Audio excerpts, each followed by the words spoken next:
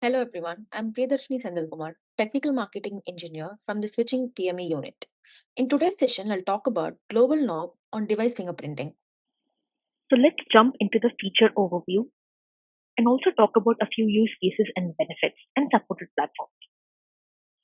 So here is an example of the existing capability of device fingerprinting before and after 1013 AOS-CX update.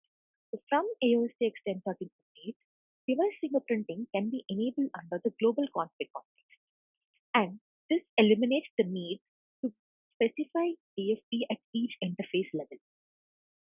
The main use case of this feature is that it helps us to centralize control and increases the operational flexibility. So this simplifies the configuration process, ensuring consistent policies are applied across all the interfaces in a network.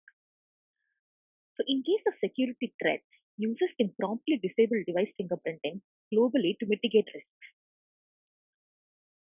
Moving on to the benefits. So ease of deployment and updates, along with the need to specify the profile at interface level, which is eliminated. So device identification and tracking remain manageable as the network grows. Thus, having a global knob for DFT provides flexibility and consistent application of the fingerprinting profiles.